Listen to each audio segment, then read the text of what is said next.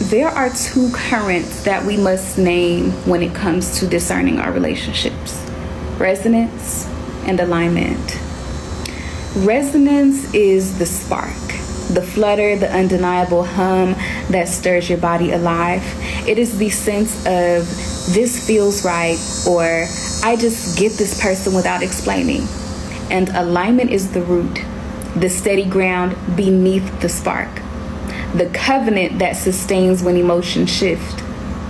It is not just about what feels right, but it goes deeper into values, priority, and directions. Resonance without alignment burns out, and alignment without resonance dries up. Together, they create harmony. Many of us were taught to chase resonance alone. We were taught to settle for alignment that isn't truly aligned.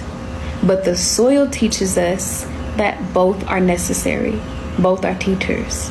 This truth is going to make many people uncomfortable, but I must say it anyway. If you do not divine over major life decisions, you are at risk of performing.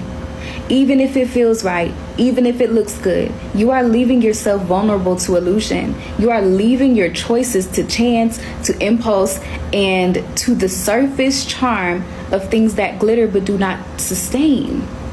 Listen, this is not about belief systems. This is not about superstition. This is not about blind obedience to tradition or following rules that you don't understand. This is not about fortune telling.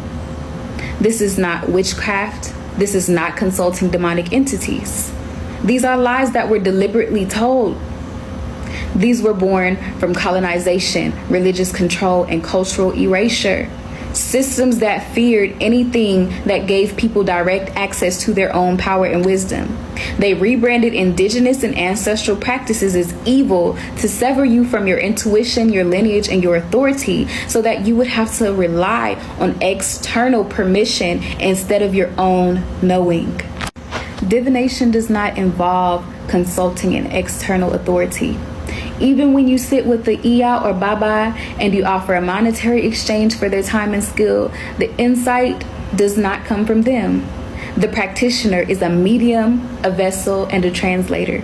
They hold the tools, the knowledge, and the framework, but the messages, the guidance, the revelations come from your Ori, your personal consciousness, your ancestors, and the spiritual currents already aligned with your life.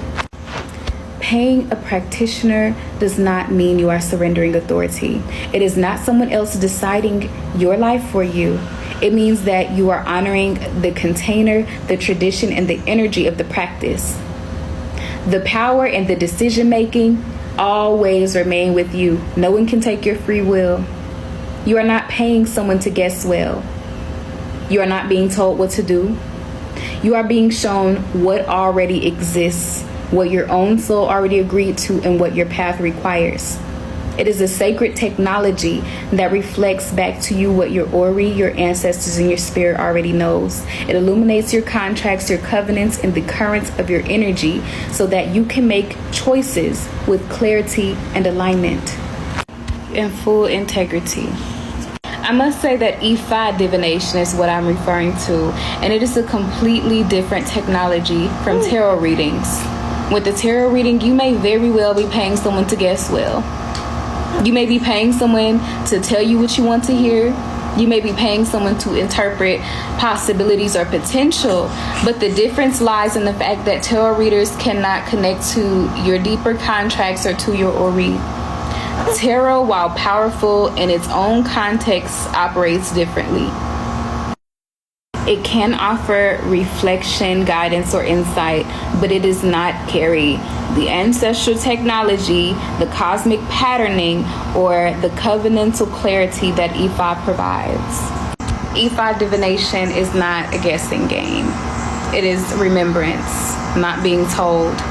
It does not override your knowing, it confirms it. It does not control you, it restores you to your own authority. It is not about entertaining possibilities or creating suspense. It is a system of precision, a map of your energy, your destiny, and your soul agreements. It speaks in patterns, in codes, and in connections that are already alive within you. The Iya or Baba is there to read the signs, to translate the messages, and to help you see what your own Ori and ancestors are revealing. The clarity is yours, the choice is yours, and the authority is always yours. In this way, you are not performing life, you are participating fully, consciously, and sovereignly in the path that your soul has already agreed to walk. This is why I say divination is not superstition. It is not surrender. It is the excavation of truth. It is a sacred confirmation of what you already feel in your body, your mind, and your spirit. It is the tool that ensures that you are not performing, chasing sparkle, charm, or illusion when you step into major life decisions. Divination is not a tool of control, it is a tool of liberation. It is an ancestral technology that illuminates what is hidden and allows you to see the currents of your energy, your contracts, and your covenants. Divination helps you to step fully in the choices that sustain and support your life rather than distract or derail it, without the performing and guessing. It is about clarity, accountability, and alignment. It is about choosing with your eyes wide open, not surrendering your freedom or agency.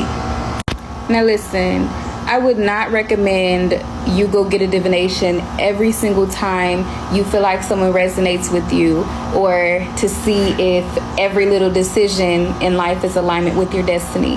That would be redundant and expensive.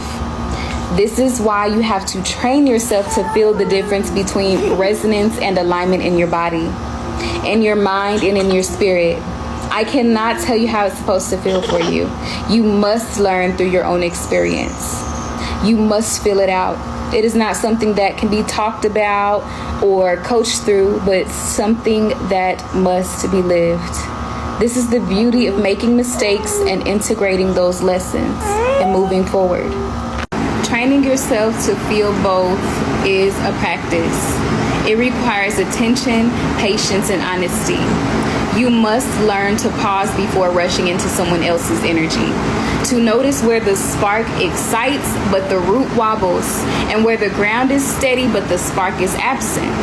Over time, this discernment becomes intuitive. You begin to sense the truth of a connection before words are even spoken. Divination then becomes verification, not the sole guide. It becomes the final witness, the confirmation of the currents you have learned to feel and name. When resonance and alignment meet, the relationship is no longer just thrilling or convenient. It becomes grounded, sustainable, and deeply nourishing.